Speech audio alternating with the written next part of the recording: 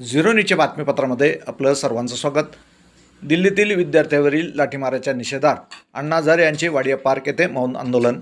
दिल्लीतील विद्यार्थ्यांवर झालेल्या कथित लाठीमाराच्या निषेधार्थ ज्येष्ठ समाजसेवक अण्णा हजारे यांनी गुरुवारी नगर येथील वाडिया पार्क येथे मौन आंदोलन सुरू केले आहे। विद्यार्थ्यांच्या आंदोलनाला पाठिंबा दर्शनासाठी त्यांनी शांततापूर्ण मार्गाने आंदोलनाचा निर्णय घेतला।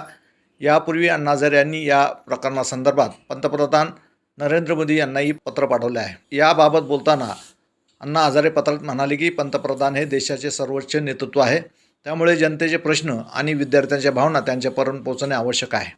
या मौन आंदोलनाद्वारे विद्यार्थ्यांवरील कारवाईबाबत निष्पक्ष भूमिका घेण्याची आणि त्यांच्या मागण्याकडे संवेदनशीलतेने पाहण्याची मागणी करण्यात आली आहे।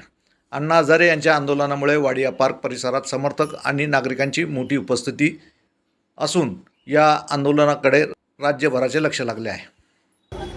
कागज की कश्तियों से समंदर नहीं जीते जाते, कागज की कश्तियों से समंदर नहीं जीते जाते और तानाशाही के दम पर कभी मुल्क नहीं चलाए जाते, कभी मुल्क नहीं चलाए जाते। आपण आज सर्वजण या ठिकाणी का जमलेलो आहोत याचं प्रत्येकाला कारण माहिती आहे।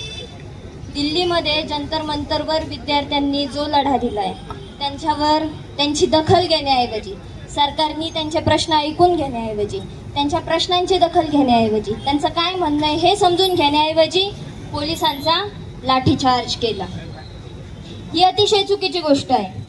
आपण भारतासारख्या लोकशाही मानणाऱ्या देशामध्ये राहतो आणि या ठिकाणी जर अशी परिस्थिती असेल तर ही फार चुकीची गोष्ट आहे आणि त्यासाठी आम्हालाच आवाज उठवावा लागणार आहे।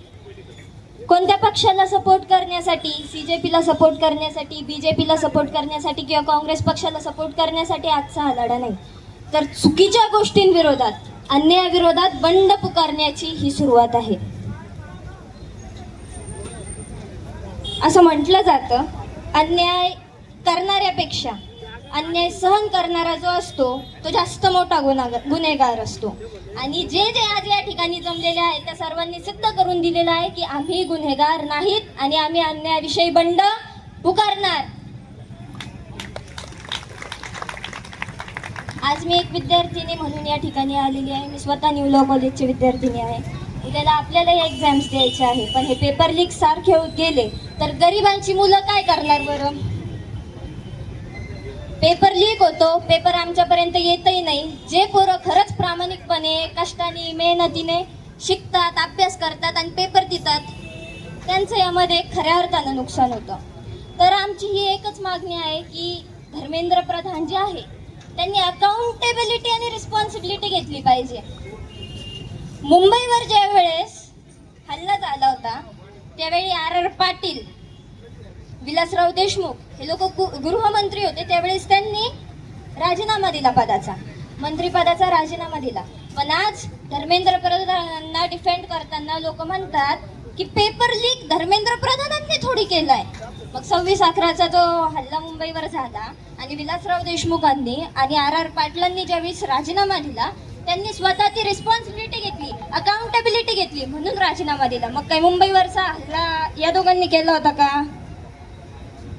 जर तुम्ही मिनिस्टर आहात, तुम्ही मंत्री आहात, then you are the responsible person.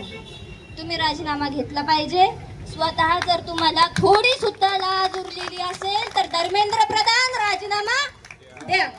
धन्यवाद।